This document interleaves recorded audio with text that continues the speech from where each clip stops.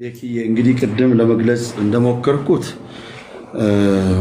ወንድማችን ነብይ ምንተስኖት ሻሸመኔም ይሁን አዲስ አበባ ቤተክርስቲያን ተክሎ እየመራ ማለት ያገለገለ ያለ ሰው ነው። አብረውት ያሉ መሪዎች አሉ። እንግዲህ ይህንን ኦርዲኔሽን ወይንም ሹመት የሰጠችው ቤተክርስቲያን ናት። ስለዚህ አሁን እሱን ነብይነቱን በተመለከተ ልትጠየቅ የሚገባው ቤተክርስቲያን ነች። ቤተክርስቲያን ናት የመሾም ኃላፊነትና ስልጣን ያላት። እሱ እንዳለ ሆኖ እኔ በነበርኩበት ጉባኤ ያመጣቸው መልእክቶች በጣም የሚያስገርሙ ናቸው። የእውቀት ቃሎች ይነገሩ የነበሩ ትንቢቶች ይጠሩ የነበሩ ስሞች አኩሬሲያቸው የሚገርም ነው። ሌላው ዘይቱን ሲሰጥ ጸልዮ ነው የሰጠው። የተቀባ ዘይት ብሎ አይደለም፣ ጸልዮ በነፃ ሲያድል አይቻለሁ እና ዘይት ሲሸጥ አላየሁም። እና ከዚህ አንጻር እኔ ችግር አለው ብዬ በግሌ አላምንም። ማለት በነፃ እስከሰጠ ድረስ የተቀበለው ሰው ደግሞ አምኖ ያን ዘይት ተቀብቶ ተቀብተን ተፈውሰናል፣ ተቀብተን ወልደናል፣ ተቀብተን ነፃ ወጥተናል የሚሉ ሰዎች ስላሉ ከሰራላቸው I don't have problem በእኔ በኩል። ቅድም ያነሳው ነገር አለ። በአንድ ወቅት ትንቢት ተናግሮ ተሳስቷል ብለኸኛል ቤካ። ሰው ነው፣ ተሳስቶ ሊሆን ይችላል። ስለዛ ስተቱ ግለሰቦችንም ቤተክርስቲያንንም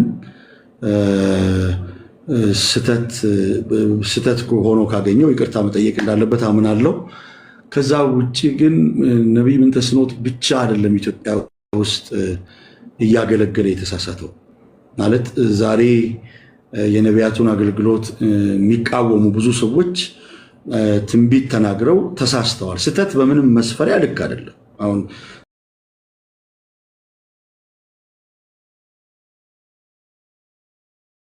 ግን እየተሳሳተ መቀጠል የለበትም። ሰው እያገለገለ በኃጢአት ሊወድቅ ይችላል። በኃጢአት እየወደቀ መቀጠል የለበትም። ለምን? የኃጢአት ደመወዝ ሞት ነው። እግዚአብሔር እውነት ብቻ ነው። ከእግዚአብሔር አንደበት ውሸት አይወጣም።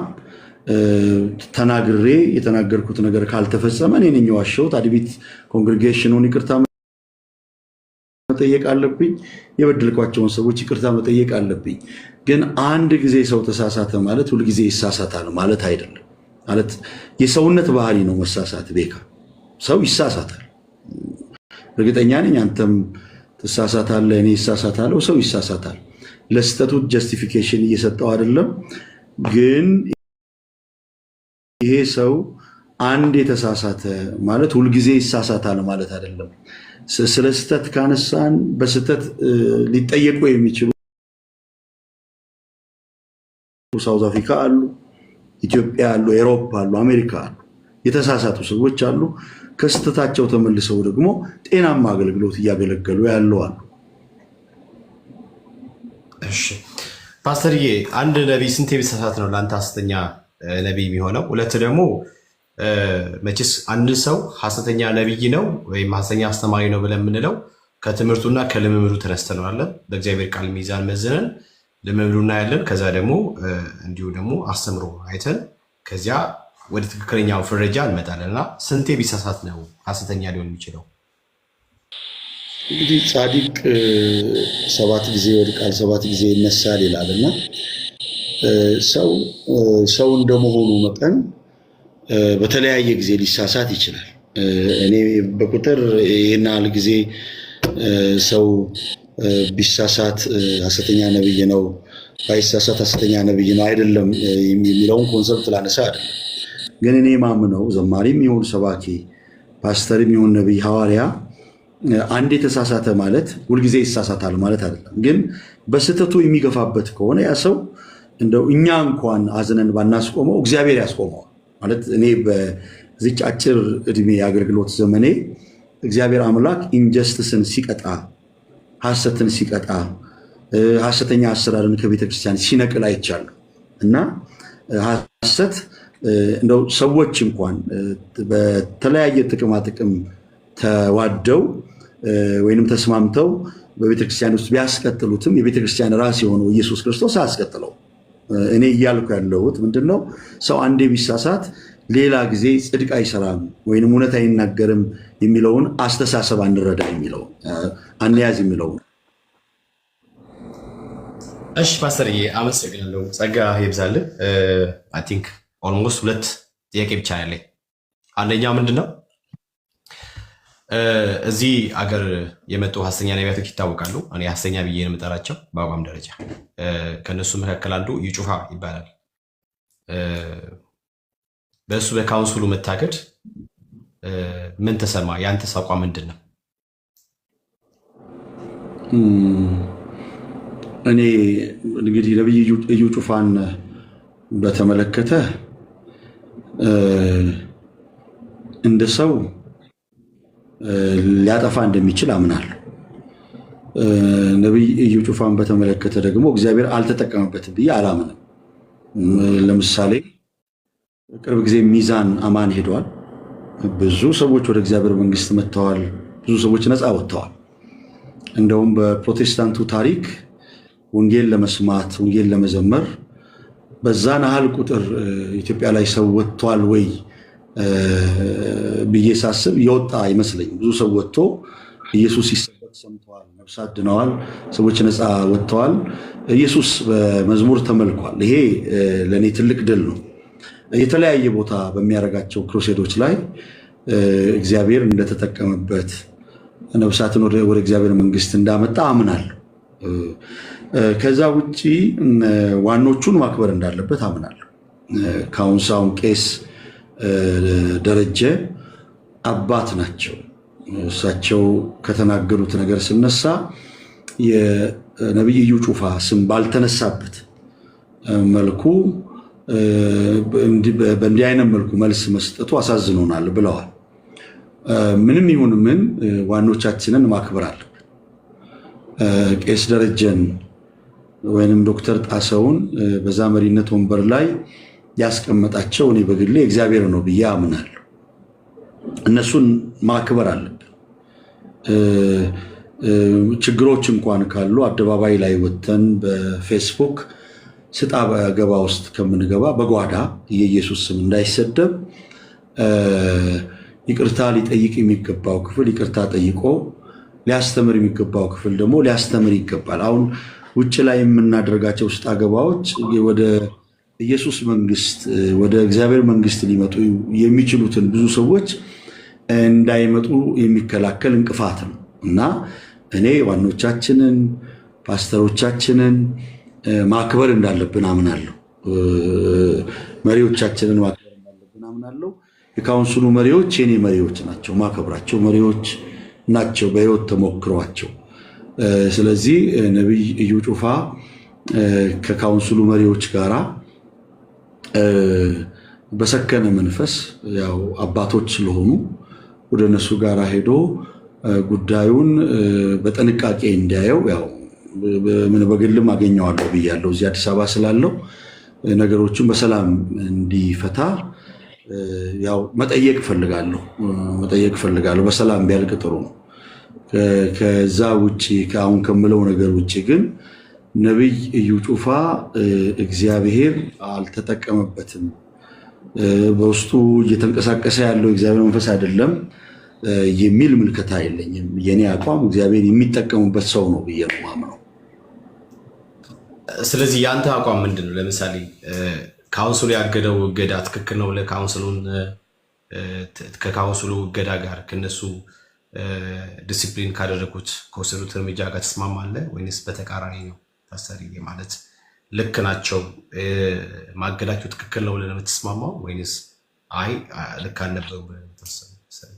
ሲጀመር ቄስ ደረጀ እንደተናገሩት ካውንስሉ ስፔሲፊካሊ ነብይ እዩ ጩፋ ብሎ አላገደም። ምናልባት ነብይ እዩ ጩፋ ወጥቶ የሰጠው ምላሽ ሊሆን ይችላል ካውንስሉን ኦፌንድ ያደረገው እንጂ ስፔሲፊካሊ ነብይ እዩ ጩፋ ታግዷል የሚል ነገር እኔ አልሰማሁም። ቢሆንም አሁንም ማሰምርበት ነገር ካውንስሉ በእናቶች እና በኢትዮጵያ አባቶች ጩኸት በክደት ዘመን በእስር ቤት በመገረፍ ከማህበራዊ ጥቅም በመገለል በጸሎት የመጣ መንፈሳዊ ተቋም ነው። ይህን መንፈሳዊ ተቋም ልናከብር፣ ልንከባከብ፣ ልንገዛለት ይገባል ብዬ ነው በግሌ ማምነው። ያው የካውንስሉም አንድ አመራር ስለሆነ እና አሁንም ነብይ እዩ ጩፋ ከካውንስሉ ጋር የካውንስሉ አባል እንደነበረ አውቃለሁ። አይ ቲንክ በኮቪድ-19 ጊዜም ካውንስሉን ከደገፉ ሰዎች አንዱ ነው በገንዘቡ።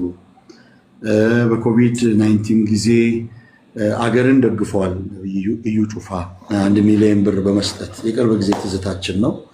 ሰላም እንደነበሩ አውቃለሁ። አሁን ደግሞ ግጭቶች ይፈጠራሉ። የግጭቶች ፈጣሪያን አንደኛው ዋናው ብዬ ማምነው አጋንንት ሰው ከሰው ጋር በሰላም እንዲኖር፣ ተመሪዎች ከመሪዎች ጋር በሰላም እንዲኖሩ አይፈቅድም እና ይህንን ጉዳይ በእኔ አመለካከት ነብይ እዩ ጩፋ ካውንስሉ ቢሮ ድረስ ሄዶ ከአባቶች ጋር ጉዳዩን ቢፈታ ብዬ እመክራለሁ። ፓስተርዬ ግን ይቅርታ አድርግልኝና እሺ አላስጨንቅም፣ በቃ ልዝለለው። ፓስተርዬ ልዝለለው ማለት ከባድ ነው። ለምሳሌ እኔ አሁን እኔ እንደ ቤካ ከጠየቀኝ በአቋም ደረጃ የካውንስሉ የእገዳን በተመለከተ ካውንስሉ ልክ ነው፣ እንደውም ዘግይቶ ነበረ ብዬ ነው የማምነው። ለምን ከተባለ የቤተ ክርስቲያናት ወይ ደግሞ የእኛን ቤተ ክርስቲያናት ገጽታ ያበላሹ አይነት ልምምዶች ናቸው ብዬም ስለማመን ይህ መጽሐፍ ቅዱሳዊም ልምምዶች ናቸው ፈጽሞ እኛን ሊገልጡ የማይችሉ በተቃራኒ የቆሙ ክርስቶስን የሸፈኑ አይነት ወይም ደግሞ የወንጌሉን ትክክለኛውን ጤናማውን ነገር ያበላሹ ልምምዶች ናቸው ብዬም ስለማመን ነው። ከዚህም ከአሁን በፊትም ይጮህበት የነበረን ጉዳይ ስለሆነ ካውንስሉ የወሰደው እርምጃ ትክክል ነው። ፕላስ ደግሞ በዚሁ መቀጠል አለበት ብዬ አስባለሁ።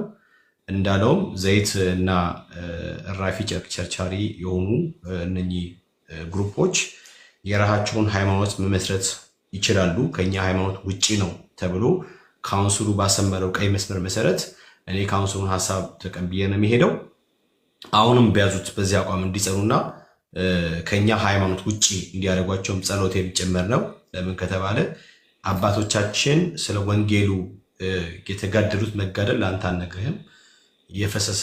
ያፈሰሱት ደም ቀላል አይደለም። እንደ ዋዛ የመጣ ሳይሆን ብዙ ነፍስ ብዙ ዋጋ ተከፍሎበት የመጣ ወንጌል ሰዎች ለራሳቸው ጥቅም ከንቨርት አድርጎት በመጠቀም ላይ ስላሉና የእኛን ጤናማውን ኢሜጅ እያበላሹ እንደሆነም ስለማውቅና ይሄም ኤክስፒሪየንስ ፈጽሞ ከእግዚአብሔር ነው ብዬም ስለማላምን እነሱም በዚህ መንገድ መውሰዳቸው ውጭስ ካውንስሉ አካሄድ ትክክል ነው። ብዙዎች የተስማሙበትም ጉዳይ አባቶችም ወጥቶ በህብረት ያሉት ጉዳይ ነው። ልክ ነው እንዳልከውም እሱን አይደለም የጠሩት፣ ግን በጥቅሉ ይሄን የሚያደርጉ ብለው ባሉት ነው እርሱ አቤት ብሎ የመጣው። ውጭስ አቤት ብሎ ከመጣ መቼስ ይታወቃል ራሱ ልምምዱ ስላለን የመጣው እና ከዚህ አንጻር ካውንስሉ ያለውና የወሰነውን ውሳኔ ወይም እገዳ እደግፋለሁ፣ መቀጠልም አለበት ብዬ አምናለሁ። ቢኮዝ የእግዚአብሔር ቃል ፈጽሞ የሚደግፈው ለምስል አይደለም፣ ወንጌልም ስለማይሸቀጥበት ብዬ ስለማመን ፓስተርዬ ይሄ የኔ አቋም ነው። እንዳቋም እግዚአብሔርም ደግሞ ከኛ ጋር ይሆናል ያጸናዋል ብዬ ማምናለሁ። ፓስተርዬ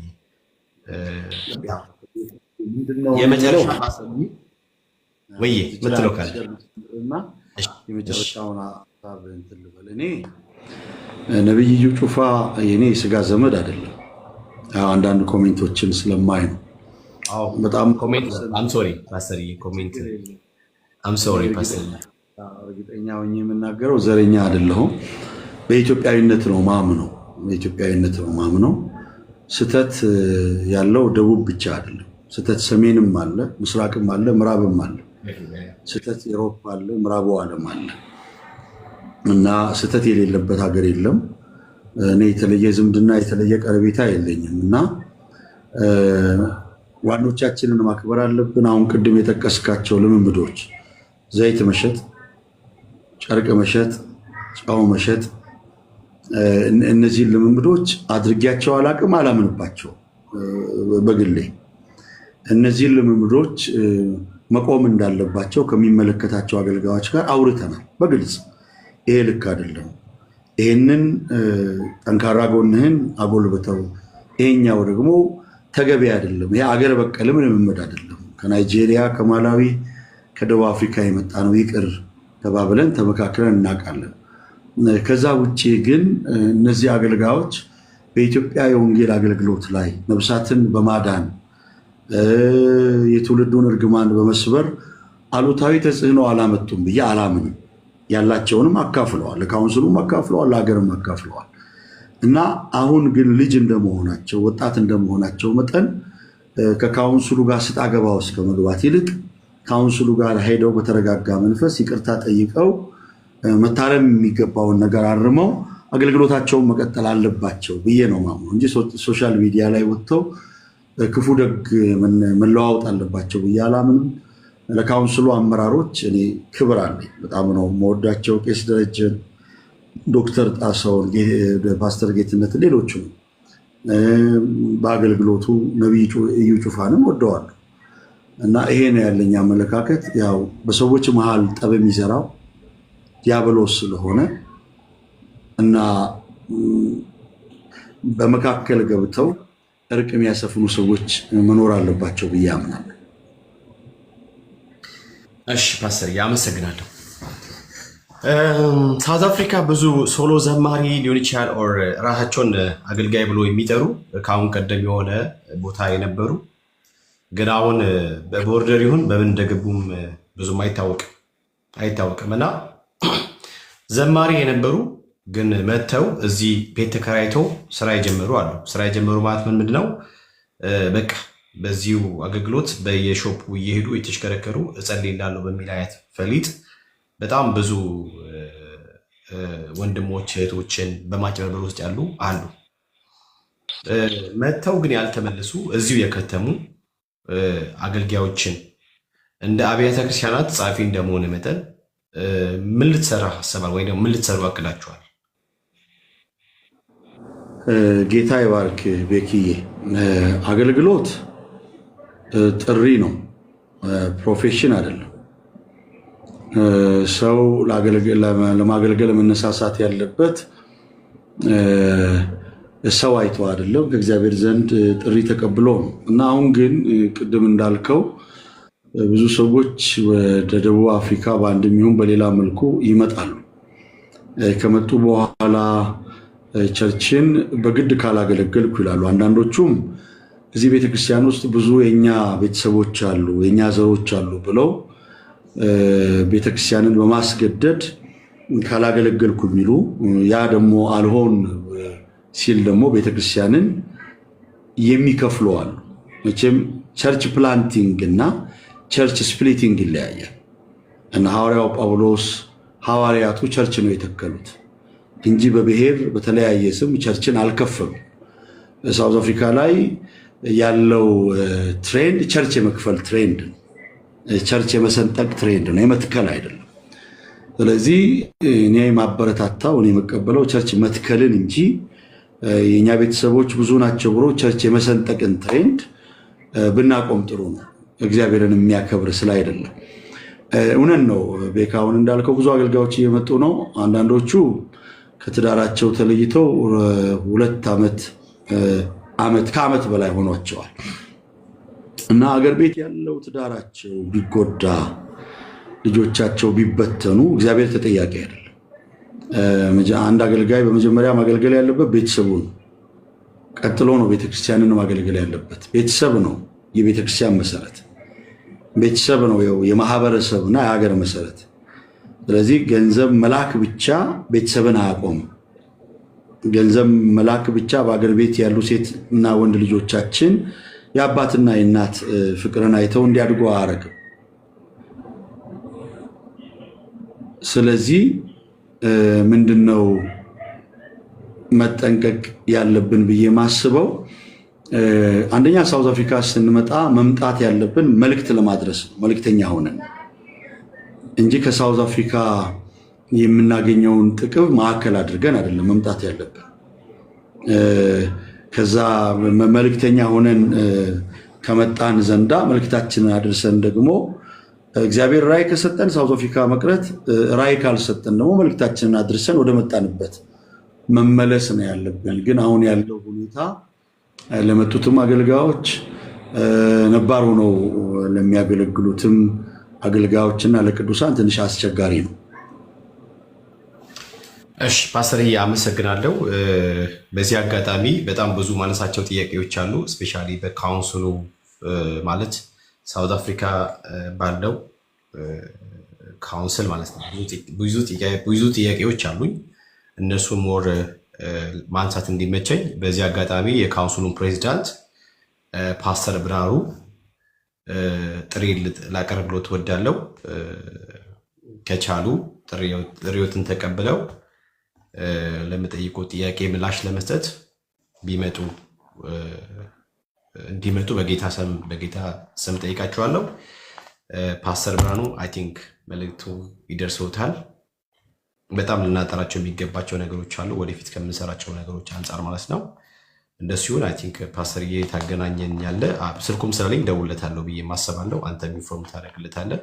እንዲሁም ምክትል ፕሬዚዳንትም አለ ፓስተር ገነነ፣ የቦርድ አባላትን ሁሉ ማግኘት እፈልጋለሁ። በዚህ ጉዳይ ሳውት አፍሪካ በጣም አደገኛ ነገር ውስጥ እንዳለች ስለሚሰማኝና ወደፊት ደግሞ ምን ሊሆን እንደሚችል ራሱ መገመት አይዳግትምና ከዚህ አንጻር የካውንስሉ ፕሬዚዳንት ፓስተር ብርሃኑ እንግዲህ ጥሪ እንደሚቀበሉ ተስፋ አደርጋለሁ።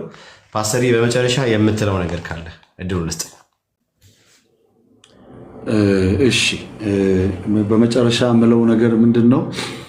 ያለንበት ዘመን የመጨረሻዎቹ መጨረሻ ዘመን ነው። ከምንም ነገር በላይ ቅድሚያ የምንሰጥለት ጉዳይ ጌታችን መድኃኒታችን ኢየሱስ ክርስቶስ ከሰማይ ሰማያት የወረደበት ዋና ጉዳይ ወንጌል ነው። ቤተክርስቲያን በዚህ ጊዜ ወንጌልን ዋና አድርጋለች ወይ?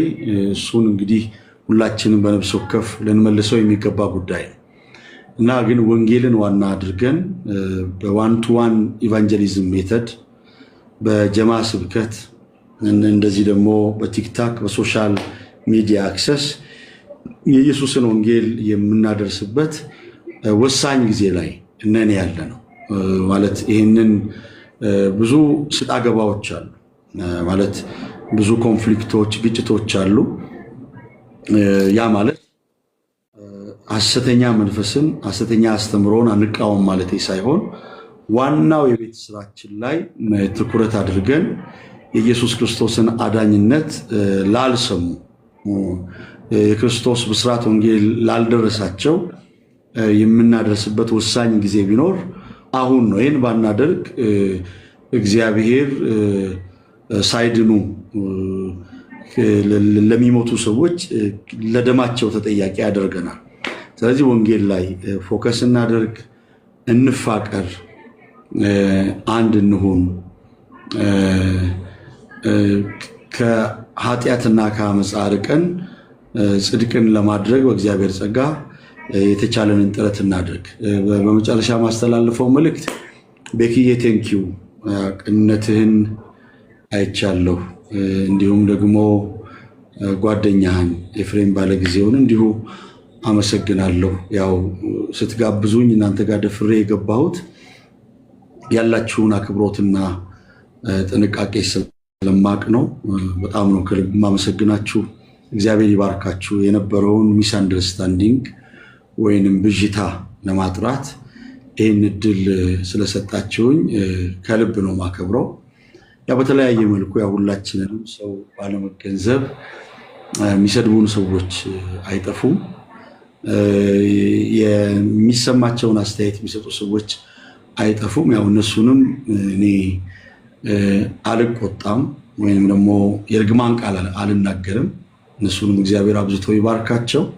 እንግዲህ አንዳንድ ሰዎች ሲያውቁን ወደፊት ያውቁናል። ምናልባት እነሱ በሚያዩን ወይም በሚሉን አቅጣጫ ሳይሆን የኛ ህይወት የኛ አገልግሎት በተቃራኒው ነው ያለው። እኔ ለወንጌል ስርጭት አገልግሎት የማልሰዋው ጊዜ የማልሰዋው ገንዘብ የለም። አብዛኛው ማድረጋቸው ክሩሴዶች ግብፅ፣ አረብ ሀገር እንኳን ሄጄ ያገለገልኩት አገልግሎት ከራሴ ገንዘብ አውጥቼ ነው፣ ብዙ ገንዘብ አውጥቼ ነው። እና ሰው መቼም ወደ ኢትዮጵያ ራንድ አገኛለሁ ብሎ አይመጣም። ራንዱን ዘርዝሮ ራንዱን ለተቸገሩ ሰዎች ወይም ለወንጌል አገልግሎት ለማውጣት ነው። እና እኔ ልብ ውስጥ ያለው ሸክም የነፍሳት ሸክም። የኔ ጥያቄ ገንዘብ ቢሆን ኖሮ ሳውዝ አፍሪካ አልመጣም ማለት ኢትዮጵያ ላይ በቂ ነገር ነበረኝ ያውቃሉ የሚያውቁ ሰዎች። ወደ ሳውዝ አፍሪካ የሄድኩት በጥሪ ነው፣ እግዚአብሔር ሂድ ብሎኝ ነው። ሳበቃ ደግሞ ከሳውዝ አፍሪካ ወጣለሁ። ለሳውዝ አፍሪካ ህዝብ በጣም ትልቅ ፍቅር ነው ያለኝ። ለጥቂት ለሚሳደቡ ሰዎች፣ ለጥቂት በቅናት ክፉ ይሰማል። በቅናት ክፉ ለሚያስቡ ሰዎች ብዬ በጣም ትልቅ ስብህና ያለው የሳውዝ አፍሪካ ኢትዮጵያዊ አልጠላም፣ እጸልያለሁ። ኢትዮጵያዊው ሲነካ በጸሎት በቃል ብቻ ሳይሆን በሚችለው አቅም ሁሉ ኢትዮጵያዊ እንዳይነካ ዋጋ ከፍላለሁ እና የሳውዝ አፍሪካን ህዝብ በጣም ነው የምወደው። ኢትዮጵያውያንን፣ ኤርትራውያንን የሚወዱኝንም የሚጠሉኝንም ወዳለሁ እና እግዚአብሔር ይባርካችሁ። ቴንኪዩ ቤካ፣ ቅንነትህን፣ መልካምነትህን፣ አክብሮትህን አይቻለሁ። ኤፊ፣ ሌሎችም በዚህ ፕላትፎርም ላይ የምታገለግሉና የምትገለገሉ ወገኖቼ እግዚአብሔር ይባርካችሁ። ምናልባት ያስቀየምኳችሁ ካላችሁ፣ ፐርሰናሊ የጎዳኋችሁ ሰዎች ካላችሁ ሶሪ። ምናልባት እጠቅማለሁ፣ አገለግላለሁ፣ እናንተን አንጻለሁ ብዬ ወድቻችሁ ከሆነ በጣም ነው ይቅርታ የምጠይቀው። እግዚአብሔር ሁላችሁን የሚባርካችሁ። ወዳችኋለሁ። ቤካዬ ወድሃለሁ። ኤፍሬም ባለጊዜው በጣም ነው የምወዳችሁ። ቴንኪዩ። ጋድ ብለስ ዩ። ቴንኪዩ ፓስተርዬ። እግዚአብሔር አምላክ አብዝቶ ይባርክህ። ስለነበረን ጊዜ ከልቤ አመሰግናለሁ። እንዲሁም ክብሩን እግዚአብሔር አምላክ ጠቅልሎ ይውሰድ። እንገናኛለን።